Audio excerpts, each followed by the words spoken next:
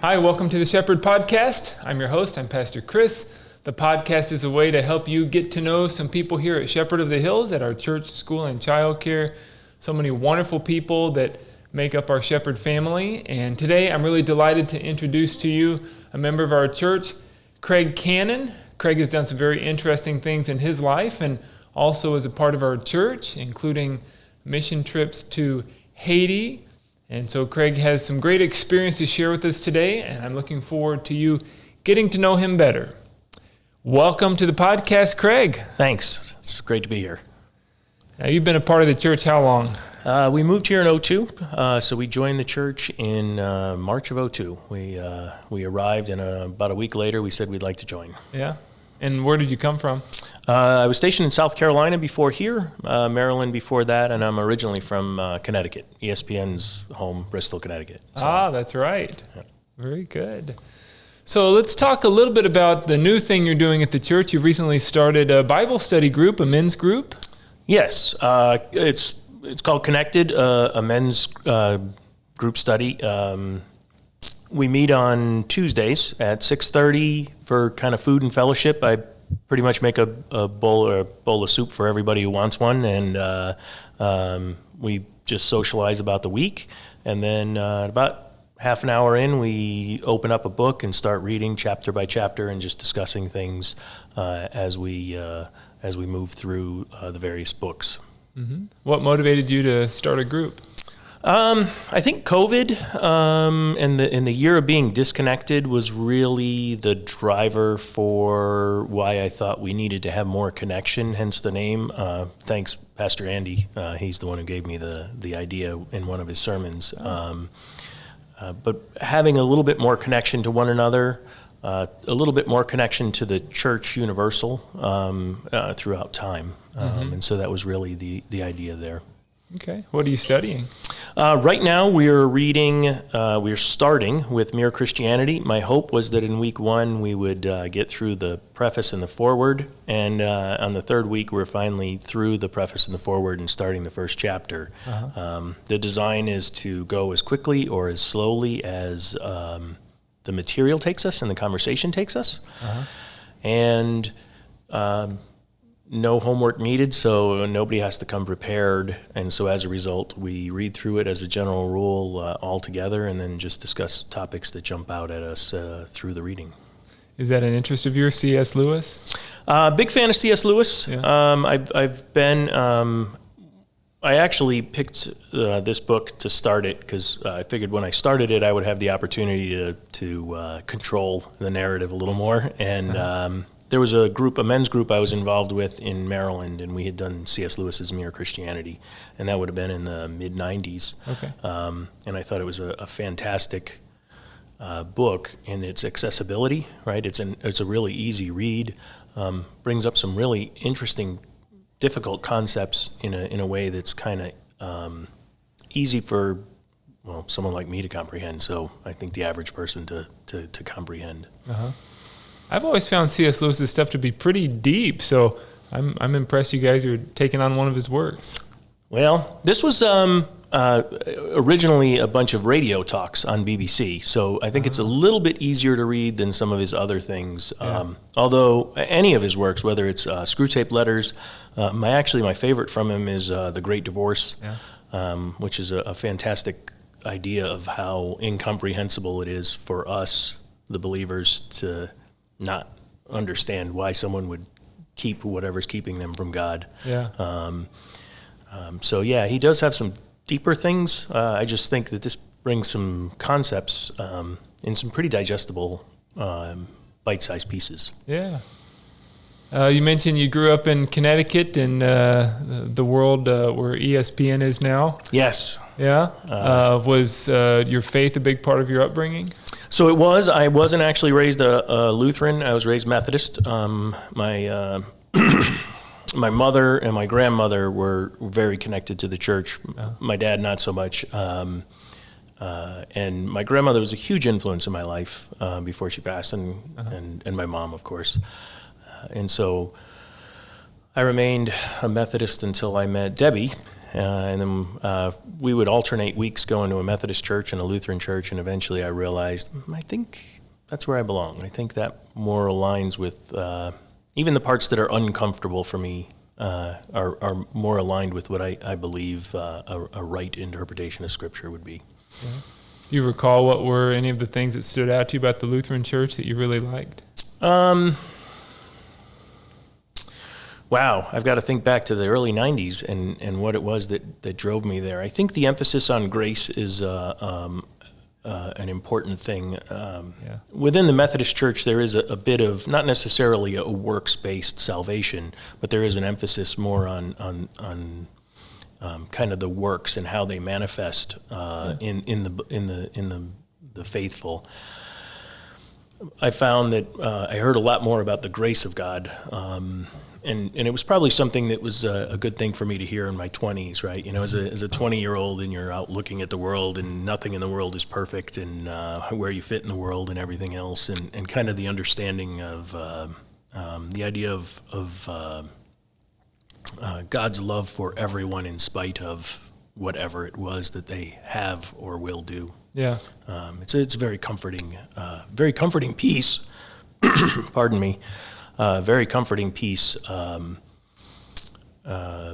because we all fail every day, and when you're in your formative time, and you know, most of us men, we don't grow up until, well, I don't know. I'm in my 50s now. I'm hoping I'll get there someday. And realizing that, you know, you make mistakes and usually you blame it on everybody else, and knowing that things are okay anyway is a very comforting place to be. Yeah.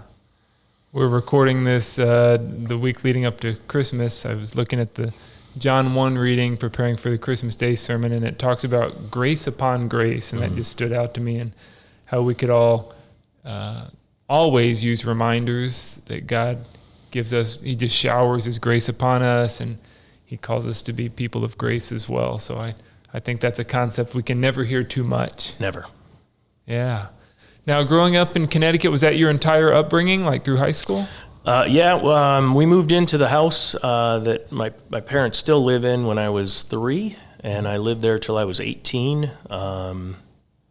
Prior to moving to Texas, I had never lived anywhere longer than I lived in Bristol, Connecticut, in that same house. And then, I want to say 3 years ago, San Antonio became the place that I've lived the longest, and the house that we still own is the house that I actually have lived the longest in my life. Wow, all right. So San Antonio, while not a native San Antonian, it definitely is home. Yeah, sure. Now, before we leave the topic of Bristol, ESPN starting there, I don't remember when ESPN started. Yeah, I was in middle school around the time it started, and it was interesting because some of my classmates had family members who worked there, and I still remember one of them bringing in a bunch of the old pill-shaped ESPN symbols. I don't know if you remember, they had kind of an oval with ESPN just printed in it, red outline, white, red letters.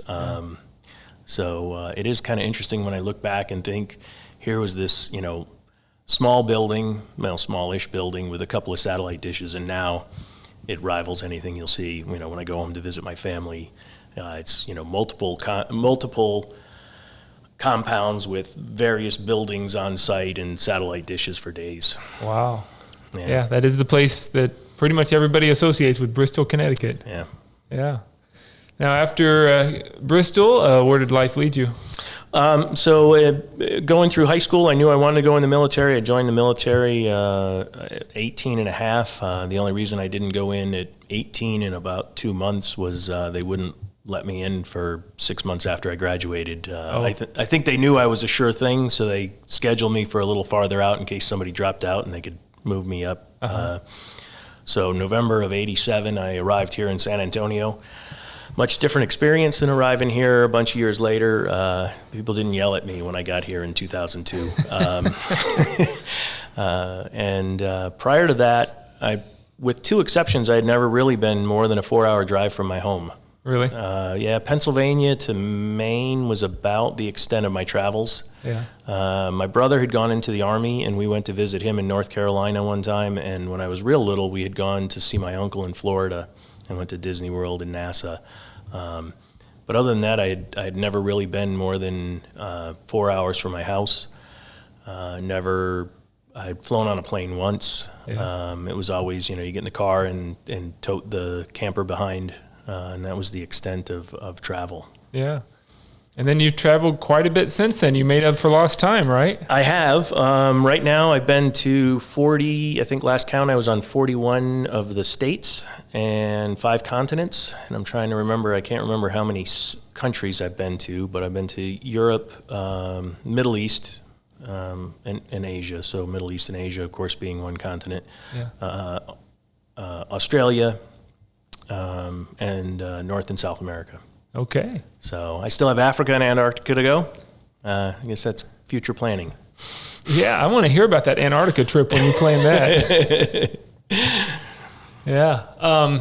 Your military career, what were some of the things that you did? Where did that take you?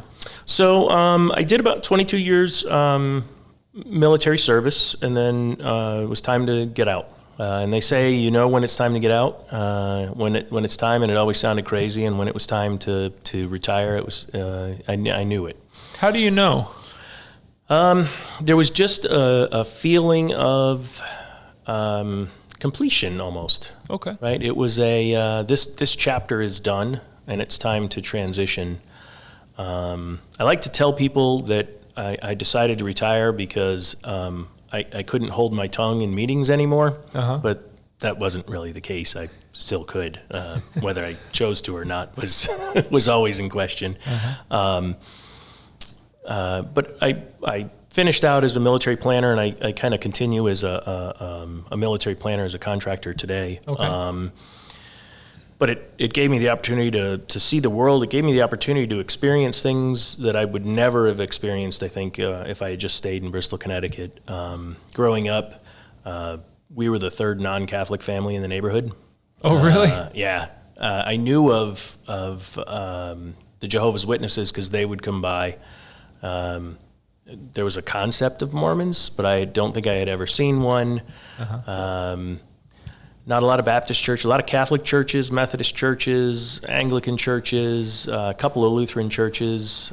There's more, I would say there's probably more Baptist churches now than there were when I was growing up. Sure. But it was just a very different world when I was able to go out and see kind of how different things are, food-wise, religion-wise, culture-wise, all of the diversity that there is out in the world.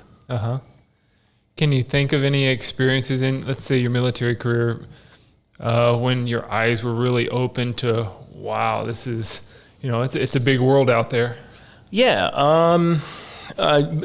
Getting dropped in Italy. My first assignment was actually southern Italy, and I arrived, and normally in the military they have what they call a sponsorship program. So when you're PCSing somewhere, they assign somebody to help you make the transition, and they're supposed to, at the time, get a mailbox for you and tell you where to show up and pick you up at the airport. Yeah. My sponsor didn't pick me up at the airport, and he didn't do any of the other things, and it wasn't uncommon for that to happen. But here I landed in southern Italy. I spoke no Italian. And the base was a 20-minute drive outside of town. Okay. If you had to take a taxi cab, it cost twice as much because you had to pay for them to bring you there and pay for their return costs. Thankfully, somebody else that was an American was there, and they gave me a ride to the base. Yeah. But all of a sudden, when I was kind of put in kind of an island of Americans abroad, where I did learn some Italian, but there was still some comfort in the holiday season or whatever, and gathering together and having a meal together or things of that nature. And we had to form family out of work coworkers, because that was what you had there. And in fact, about 5 to 10 years ago, Debbie and I made a trip for her work. There was a hair show out in New Orleans, and I actually caught up with some folks I was stationed in Italy with back in the late 80s.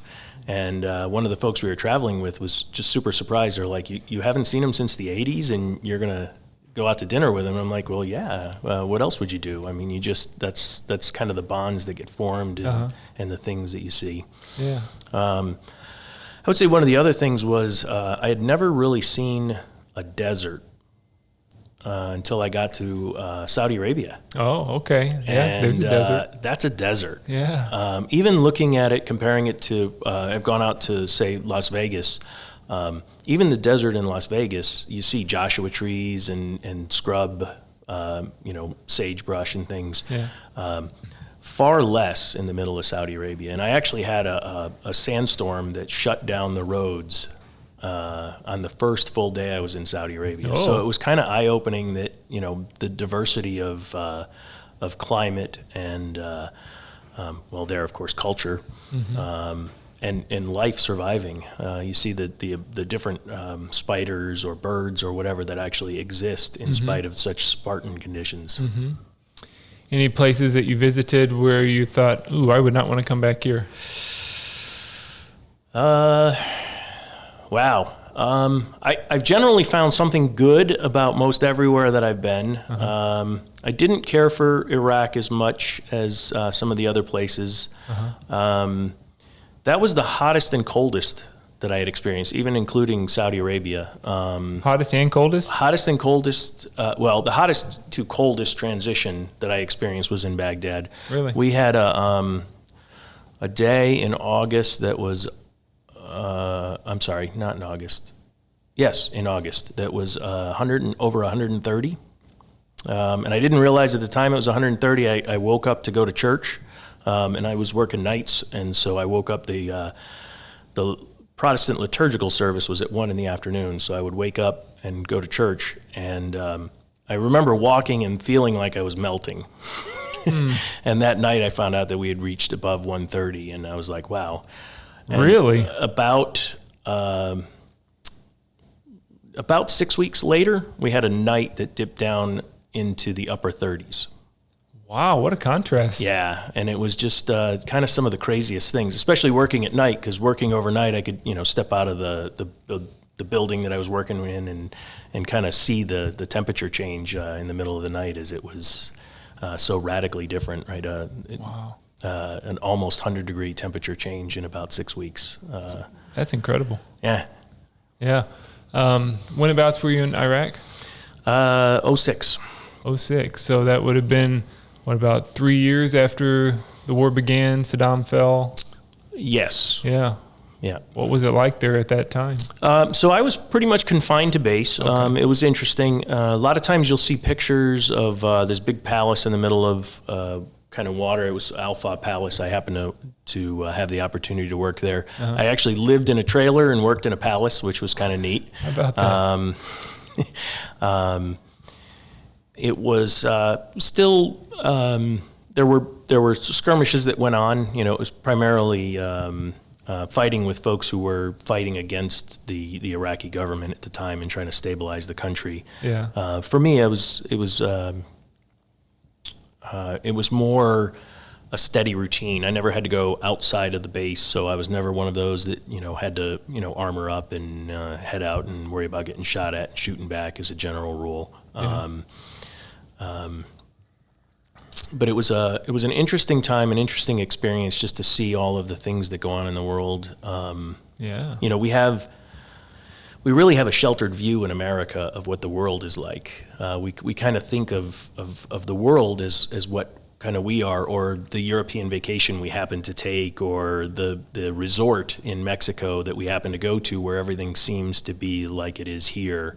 In reality, the world is can be a really evil place, and you start to kind of see that when you head out and start to see the things that go on, whether it be some of the things that unfortunately Iraqis did to other Iraqis, or as you had mentioned, I'd done trips to Haiti, and you see kind of some of the things that necessarily unfortunately go on in Haiti or parts of South America, or other areas of the world where you go, and that's we have that also in America. I don't mean to downplay the problems that we have, but it's just really interesting when you get outside the comfort zone of what we have in America. The comfort that our nation's wealth brings to us in security and peaceful coexistence as a general rule. Okay. Now, I hope I don't read too much into the word, but I believe the word you used was evil.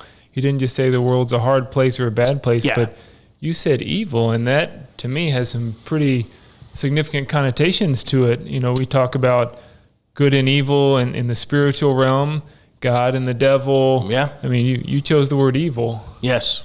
There are things that people did to one another that were just, in my opinion, horrific. Yeah. And I didn't, thankfully, have to experience them firsthand. I wasn't one of those that had to, there were folks that I knew who had to review material that came in, and they would see horrific videos, or, I didn't have to go outside the wire and see the things. But as human beings, we do some pretty horrible things to one another at times. And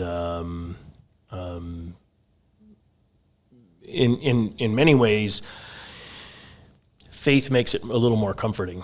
And I say that because, as I had mentioned before, one of the draws is the emphasis on grace in the Lutheran Church. Yeah. No matter what I do, it's never good enough. And so the reality is, no matter how much I try to do to make up for whatever I've done, it will never be enough. Mm-hmm. But it's enough to know that God loved me and gave himself for me. Mm-hmm. To make up for that. And that doesn't absolve me of my responsibilities to try and go be salt and light in the world. Right. It just means that those things that I've done are accounted for. Yes. And when I look at some of the things that have been done, we talk about it in history class even. If you go back and look at World War II and some of the horrific things that were done in Germany or in Japan, mm-hmm. Or some of the horrible things, if you go back in history, that were done, between various nations and groupings. The ultimate joy of Christianity is that no one is irredeemable. Right. And so even when I can go out and see the horrific things in the world, in many ways it more reinforces my faith, because it doesn't force me to identify how good people could do something like, and fill in the blank. Yeah. You had instances of people torturing family members because they were upset with something that someone had done. Mm-hmm. A good person can't do that, right? We are inherently flawed. Right. As human beings because of, our nature, right. And what came from original sin. And in spite of all that, God still loves us and God redeems us. If I didn't believe in that, then it would be much harder to deal with the fact that people could do this, because then I would have to figure out, how could something that's good do something like that? Right? It's much harder to comprehend how a good, flawless human being would do something evil, mm-hmm. than it is to realize we are inherently sinful, mm-hmm. And we strive to do good. Mm-hmm. And you talk about places in the world where you see evil, you see bad things happening. One of the places that you spent some time is Haiti with our mission trips, and I think of spiritual warfare. I think of voodoo, yes, which is a big part of Haiti. Corruption in the government. I mean, not too long ago, the leader of Haiti was assassinated. I mean, there's a lot of bad things that have happened there. So I wonder if we can transition to talk about your experience with Haiti. Sure. And the mission trip. And what did you see there that reinforced your views of humanity? So one of the things that we did as a church was we helped with VBS projects in a variety of places, including one VBS session that was done in an area called Jubilee, which sounds like a wonderful place, right? Except that it's really a place where you dump people that was built on top of an area that had been a landfill covered over. And, wow. Scrape the trash away over to the other section and then just build houses. Wow, that was misnamed.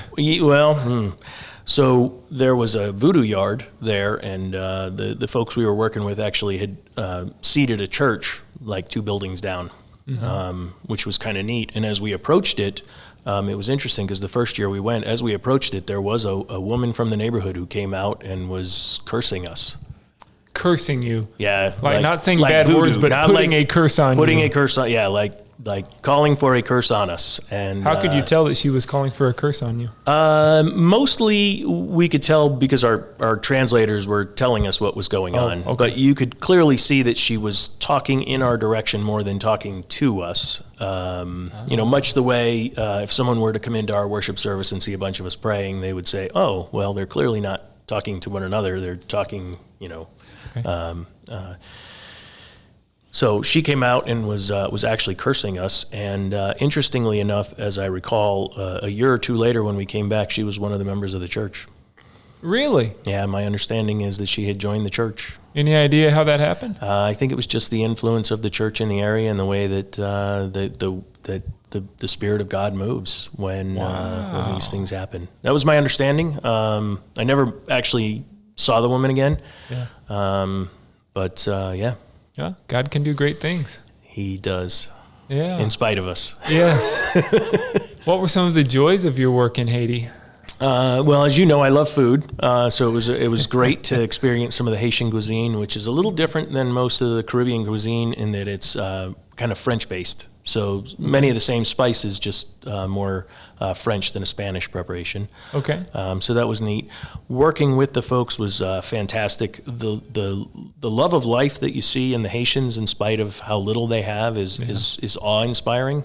Really? The first year we went, both of my kids went. And one of them came back and commented on how happy they were in spite of having almost nothing. And that simple joy in life, and the connections that they have with people as a result, the value of each other over things, because I don't have things to value more than you. My cell phone isn't more important than our discussion, or the latest gaming system isn't more important than, whatever. Yeah. So they talk about the poverty in Haiti. Is it correct that Haiti's the poorest nation in the Western Hemisphere? I believe it still is. I know it had been historically the poorest nation in the Western Hemisphere. Yeah. I haven't looked at numbers in probably 5 years, so there's a chance that maybe Venezuela snuck in under it, sadly. Okay. But there's some horrific poverty. And you talk about how here in the U.S. we don't always have a perspective of what it's like other places in the world. We think that they're pretty similar to us when really their living conditions can be very different. What does dirt poor look like? Well, so a good example I would give would be the orphanage we worked with. I had sent in an idea one year that we were going to work on an irrigation project. So there was a tract of land that they had kind of controlled, and we were going to try and box it in, clear it out, put in an irrigation system so they could start growing fruits and vegetables and have a better diet and the ability to maybe sell some stuff. Yeah. And so we went down with the idea of building this garden and piping water from the garden. And when we arrived, we found out that the well hadn't worked in a year. And so the electric pump for the well had not worked for a year. And so they had put in a new well, and the new well wasn't large enough to fit the existing wellhead. It was a 4-inch wellhead, and it was a 3-inch hole. And so it wouldn't go down. So for a little over a year, in order to do anything, if you wanted water to cook with, if you wanted water to bathe, you brought a bucket over, and you hand pumped water out of the well, and then you carried that bucket to the kitchen or to the shower area, and you washed with the water that you did. Yeah. And so quickly when we got down there, our work changed, and we went out and found a pump, and we rebuilt the system that would go into, they had an existing system that had been put in that filtered the water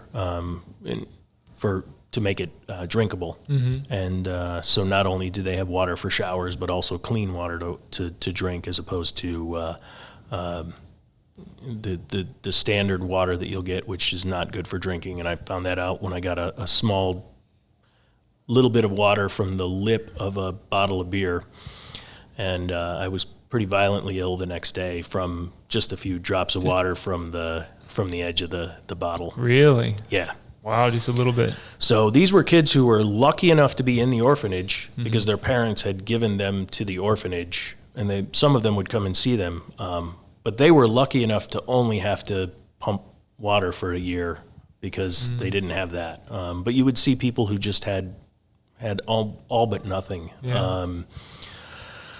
Most of the houses, there's zero indoor. Well, let me take that back. When you get into the poorer areas, there's no indoor plumbing. There's like a communal toilet or wash facilities. We would see houses that were 100 or so square feet, and you would have a couple of generations all living in there, kind of stacked where they could. No real consistent electricity, so you would see a lot of candles, things of that nature, and you would see burns as a result. Kids would roll over in their sleep, and there would be fires, and we would see kids who would come in with burn issues when they were doing medical clinics or whatever at the same time, or we were traveling with at the time Aaron, who was an EMT, and there was the Mission Haiti guy we worked with for a long time was also an EMT, and so they would bring folks along and they would repair it. But folks who were poor enough that they would get up, save their money, get up to take a bus that would take them hours to get somewhere to buy things that they could break down and bring when they brought it back and sell it off to make a very meager profit to then turn around and try and go back and do the same thing all over again. Yeah. Yeah, so you saw a lot of poverty there. What effect did it have on you to go there and then to come back here? Did you approach life any differently based on what you saw? Yeah, I would say that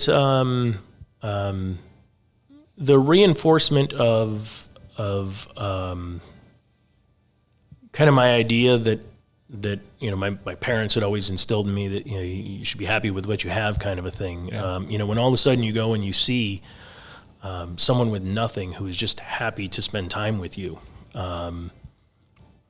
it's kind of moving. The first year, I think, that we went, or the second year, we actually got delayed leaving. And so we had to spend the night in Miami. And I was absolutely astonished to see that we left Haiti where people had nothing and they were just happy with existence and interconnectivity. And we landed in Miami where people think, oh, Miami, South Beach and, all these things. And most everybody we ran into was miserable. And I thought, here we are, we're in an area where folks have so much. And it really gave me a little bit more of a perspective, an even greater perspective for just how much I've been blessed with, how much I've been given, and the need to appreciate that which I have. Absolutely. As we near the end of our conversation, I want to talk just for a moment about blessings in your life. If you'd tell us a little bit about your family. Who's in your family?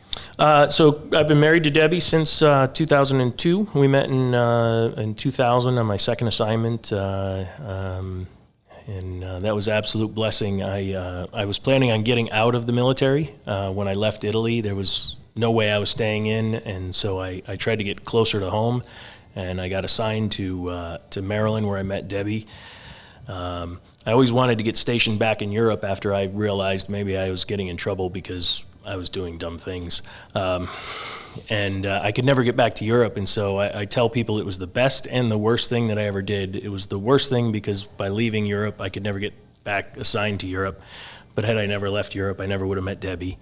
And then, of course, Nick and Josh, my two sons, Debbie and my sons, they came around in 94 and 97, and have just been every day that they're in it is better than it could be without them in it, and so that's kind of fantastic. And then of course locally here we have Margie, who you'll see at church all the time. I don't think there's anything she's not involved with, and my brother-in-law Terry. Margie and my father-in-law, who passed away a few years back, moved here not long after we moved here to be close to the grandkids. I understand. It works that way. It does work that way. Yes. And then Terry was able to join them a little while later. So, that's the family we kind of have here locally. Yeah. Well, Craig, I want to thank you very much for the conversation today, as well as for what you're doing, starting a new Bible study in our church and encouraging people to dig deeper in their faith. It's a very good thing to have those opportunities available, and especially for men to be able to gather in fellowship with each other. So thank you for getting that going. Well, thank you, and thanks for having me. You're welcome. It's been great. And thank you so much for watching this episode of the Shepherd Podcast. You got to know Craig today and perhaps can relate to some of his experiences. Please join us next time as we continue to bring you more people from Shepherd of the Hills, from the wonderful group of people who are here in our church, school, and child care family. Until next time, the Lord's blessings to you. May he keep you healthy and safe and strong. And the peace of the Lord be with you today.